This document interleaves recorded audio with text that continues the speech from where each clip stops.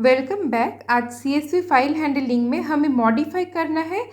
यहाँ पर स्टूडेंट्स के काफ़ी सारे रिकॉर्ड्स हैं। कहाँ पर? students.csv फाइल में। तो उनमें से एक रिकॉर्ड को हमें मॉडिफाई करना है। तो ये है, हमने लास्ट कुछ ट्यूटोरियल्स में इस फाइल को हमने बनाया था। तो यहाँ पर ये बेसिकली एक्सेल फाइल है। तो यहाँ पर 3 कॉलम्स है। सपोज 85 लिखा है, तो अगर हम इसको 90 करें या फिर कम करें तो मतलब एडिट कर रहे हैं, मतलब हम इसे मॉडिफाई कर रहे हैं। अब यहाँ पर क्वेश्चन में रोल नंबर, नेम और मार्क्स ये पहले से बता दिया गया है। हम कोडिंग करना स्टार्ट करें उससे पहले हम इसके कॉन्सेप्ट को एक बार समझ लेते हैं। तो अब सपोज़ ये एक टेबल है जिसका नाम है student.csv। अभी आपने देखा उसमें काफ़ी सारे रिकॉर्ड्स हैं और ये student.csv फाइल हम कुछ लास्ट वीडियोज़ में हम ये student.csv फाइल के साथ ही वर्क कर रहे हैं, तो उसका लिंक मैं डिस्क्रिप्शन में डाल दूंगी। आप उन ट्यूटोरियल्स को भी आप देख सकते हो। तो फर्स्ट जो हेडिंग है रोल नंबर, नेम और मार्क्स ये लिखा रहेगा। उसके बाद हर एक लाइन में एक एक रिकॉर्ड्स ऑलरेडी है। अब हम इस तरह से तो इरेज करके 90 यहाँ पर नहीं लिख सकते, तो इसके लिए हमें क्या करना है, और एक हमको फाइल बनाना है जो है टेम्पोररी फाइल। तो इसका नाम रखेंगे हम temp.csv। अब यहाँ पर हम 1 by 1 रिकॉर्ड, हेडिंग जो है उसको तो हम भरेंगे ही। अब जो मॉडिफाई कर रहे हैं उस रिकॉर्ड को मॉडिफाई करने के बाद हम यहाँ पर जैसे लिखेंगे और हर एक रो में एक ही, अगर मॉडिफाई होना तो एक मॉडिफाइड रो होगा और बाकी जो नॉर्मल रोज हैं, नॉर्मल रिकॉर्ड्स हैं, उनको हम यहाँ पर रख के CSV जो student.csv उसको हम डिलीट करेंगे और temp.csv को हम रीनेम करेंगे एज student.csv, जहाँ पर ये जो हमने 90 किया है मार्क्स को अगर मॉडिफिकेशन में वो रिफ्लेक्ट करेगा। तो एक सिंपल आइडिया हमें मिल गया। अब यहाँ पर हमें 2 मॉड्यूल इंपोर्ट करने हैं, एक है CSV मॉड्यूल, एक है OS मॉड्यूल। तो इन मॉड्यूल्स में ऑलरेडी फंक्शंस लिखे रहते हैं जिसे हमें यूज़ करने हैं। तो यहाँ पर देखिए, फर्स्ट हमने 2 फाइल ओपन किए। एक है student.csv रीड मोड में ओपन किया, जिसको हम FR से रिप्रेजेंट कर रहे हैं, और temp.csv हमने राइटिंग मोड में इसको ओपन किया। और यहाँ पे एक न्यू लाइन, ये क्यों लिखा है, ये लास्ट वीडियो में हमने प्रैक्टिकली देखा था, क्योंकि हर बार राइटिंग के टाइम हर एक रो के बाद एक ब्लैंक लाइन इंसर्ट हो रहा था, इसीलिए ब्लैंक रो इंसर्ट ना हो, हमने यहाँ पर न्यू लाइन इसको यहाँ पर ऐड किया। अब csv.reader, अब FR ये जो है इसमें student.csv को रिप्रेजेंट कर रहा है। अब रीडर जो ये फंक्शन है, ये कहाँ है? CSV मॉड्यूल में रीडर और राइटर फंक्शन है फॉर रीडिंग एंड राइटिंग। तो FR के लिए यहाँ पर DR ये एक रीडर ऑब्जेक्ट है, और FW जो रिप्रेजेंट कर रहा है temp.csv उसके लिए DW लिखा है, वो एक राइटर ऑब्जेक्ट है। तो सिंपल, अब हम मान के चल सकते हैं कि DR में रीड किया हुआ सब कुछ कंटेंट है फ्रॉम student.csv, और अब DW से हम लिखेंगे सिंपल। अब ये जो हेडिंग है रोल नंबर, नेम, मार्क्स, यहाँ पर तो कोई हमको कंडीशन लगाने की ज़रूरत नहीं, ये एज इट इज़, ये फर्स्ट वाला लाइन एज इट इज़ हम टेम्प फाइल में लिखेंगे। तो इसके लिए यहाँ पर क्या किया गया है कि यहाँ पर देखिए dw.write_row हेडर। अब ये हेडर क्या है? ये एक लिस्ट है जिसको हम डायरेक्ट इस टेम्प फाइल में राइट कर रहे हैं। तो अब हमने इसको रन कराया। तो यहाँ पर एक छोटा सा बात आपसे शेयर करना है, इसीलिए मैंने डायरेक्ट रन कराने के बाद यहाँ पर आपको शो कर रही हूँ। तो यहाँ पर देखिए टेम्प फाइल जैसे ओपन किया, इसमें अब ये हेडर नहीं लिखा गया है। तो इसका कारण क्या है? बहुत टाइम पे ये गलती होती है, तो मैंने इसलिए पहले आपसे शेयर किया, क्योंकि हमने यहाँ पर क्लोज नहीं किया है फाइल को। तो लिखने के बाद, हेडर लिखने के बाद हमें ये दोनों फाइल को क्लोज कर लेना है जिसको हमने ओपन किया था। कौन है? student.csv और temp.csv। अब क्लोज करने के बाद आप फिर से सेव करके रन करो।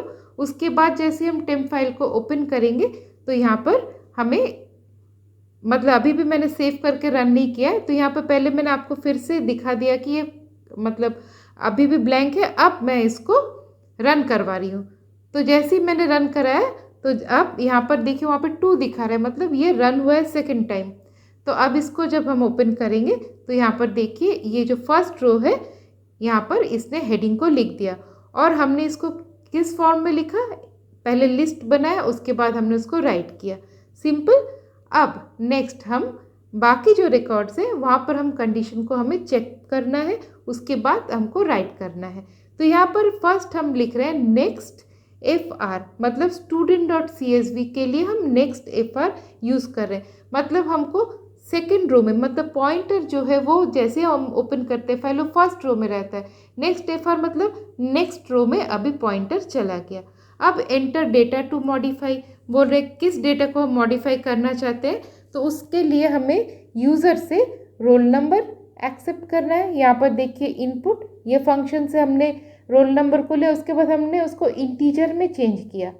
अब उसके बाद यहाँ देखिए हमने मॉडिफिकेशन के लिए नेम लिया, फिर एंटर करेक्टेड मार्क्स, मतलब हम आइदर नेम को मॉडिफिकेशन कर सकते हैं या फिर मार्क्स को मॉडिफाई कर सकते हैं, मगर हम रोल नंबर को यहाँ पर मॉडिफाई नहीं कर रहे हैं, या फिर दोनों को ही मॉडिफाई कर सकते हैं। तो अब यहाँ पर जो ये जो रो है, जो रोल नंबर रो है, यहाँ पर देखिए सारी यूनिक वैल्यूज़ है, जैसे प्राइमरी की होता है डेटाबेस में वैसे। अब हम नेम को मॉडिफाई कर सकते हैं, कोई भी नेम को, अगर हमको मिल गया उसका प्रॉपर रोल नंबर, या फिर मार्क्स को मॉडिफाई कर सकते हैं। तो यहाँ पर हम इसको ड्राई रन करके भी देखेंगे। तो क्योंकि यहाँ पर ये सारे यूनिक है, इसीलिए हम यूजिंग रोल नंबर हम ढूंढ सकते हैं कि कौन सा स्टूडेंट का जो रिकॉर्ड है उसे हमें मॉडिफाई करना है। तो मैं और भी कमिंग ये कोडिंग में आपको प्रॉपरली बताऊंगी।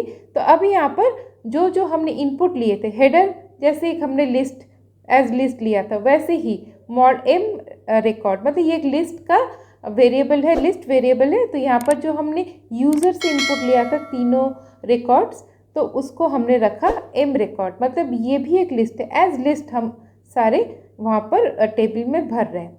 अब यहाँ देखिए हमने लूप यूज़ किया, क्योंकि हमको स्टूडेंट डॉट CSV से 1 by 1 रिकॉर्ड को पिक करना है, फिर चेक करना है कि कौन सा रोल नंबर दिया गया, उसके बाद हमें कंडीशन अप्लाई करना है। तो नेक्स्ट FR के कारण अभी हमारा कर्सर 2 नंबर रिकॉर्ड में है।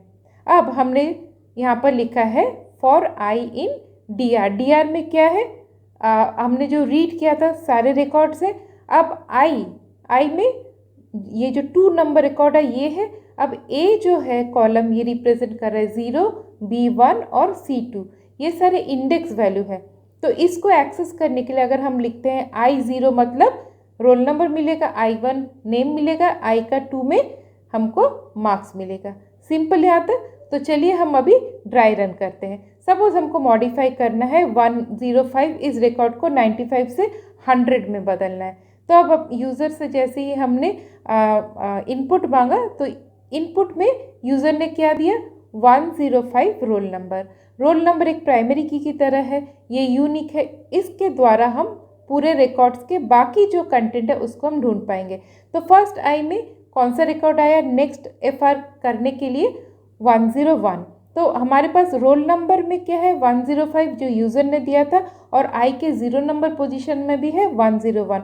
तो लेफ्ट राइट दोनों तरफ नॉट इक्वल है, फॉल्स है, इसलिए एल्स में उसने क्या किया, जैसे रिकॉर्ड था वैसे ही उसने लिख दिया, कहाँ पर, टेम्प उस फाइल में। इसी तरह से सेकंड रिकॉर्ड यहाँ भी फॉल्स हुआ, लूप घुमा, थर्ड रिकॉर्ड यहाँ भी 103 इज़ नॉट इक्वल टू 105। तो हर बार जहाँ पर इक्वलिटी नहीं हो रहा है वो क्या कर रहा है, टेम्प जो फाइल में एज इट इज़ जो रिकॉर्ड है उसको वो लिखते चले जा रहे हैं, क्योंकि हमें मालूम है यूज़र ने इसके लिए मॉडिफिकेशन नहीं किया है।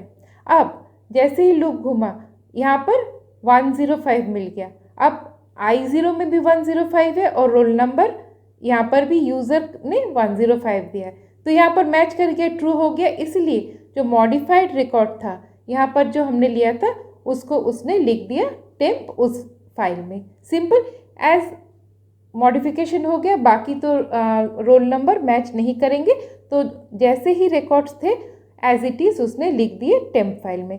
तो आपको यहाँ पर फॉर लूप क्या काम कर रहे हैं समझ में आ गया। उसके बाद हमने फाइल को क्लोज किया। तो हमने जो कॉन्सेप्ट देखा था, अब वहाँ पर हम इंपोर्ट OS जो किए हैं, OS डॉट रिमूव।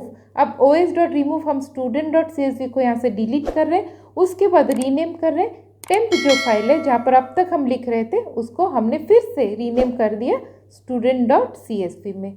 तो आई होप पहले जो हमने कॉन्सेप्ट देखा था उस हिसाब से आपको समझ में आ गया। तो अब आप यहाँ पर देखिए ये 95 जो है ये चेंज होना है। तो रन करने से पहले मैं आपको इसको और एक बार दिखा दे रही हूँ। तो अभी हम प्रोग्राम को रन करवाएंगे। यहाँ पर देखिए ब्लैंक है, टेम्प जो हमारा हमने जहाँ पर लिखना है। तो जैसे ही हम प्रोग्राम को रन करवाएंगे तो यहाँ पर एक एरर आ गया। क्यों एरर आया? यहाँ पर बोल रहे हैं परमिशन एरर। परमिशन एरर मतलब ऑलरेडी ये जो CSV फाइल्स है ये ओपन है, इसलिए ये एरर आया है। तो पहले हम ये CSV फाइल्स को हम दोनों को ही क्लोज कर देते हैं ताकि कोई एरर ना रहे। तो मैंने यहाँ पे दोनों को ही क्लोज कर दिया। अब फिर से मैं जैसे ही रन करवा रही हूँ ये हमसे डेटा मांग रहा है। तो enter roll number as it is 105 और यहाँ पर मैं नेम को भी मॉडिफाई कर देती हूँ और मार्क्स को भी मॉडिफाई कर दे रही हूँ। तो हमको मॉडिफिकेशन मिल गया नेम का और मार्क्स का। उसके बाद ये स्टूडेंट फाइल को हमने डिलीट किया और उसके बाद हमने रीनेम कर दिया। अब इस स्टूडेंट फाइल में क्या है, हमारा जो मॉडिफाइड डेटा है वो है। तो यहाँ देखिए जो 105 के साथ मैच नहीं किया था वो नॉर्मल यहाँ पर कॉपी पेस्ट की तरह हो गया, मगर ये जो 105 ये रिकॉर्ड है ये मॉडिफाइड हो चुका है। तो आई होप यहाँ तक आपको ये लॉजिक क्लियर है कि जस्ट कॉपी पेस्टिंग है और इफ़ कंडीशन में जो मॉडिफाइड डेटा था उसको लिखने के लिए हमने रखा और एल्स में बाकी जो नॉर्मल रो थे वो लिखे गए। तो आज के लिए इतना ही, फिर से मिलते हैं नेक्स्ट ट्यूटोरियल में। तब तक के लिए बाय बाय।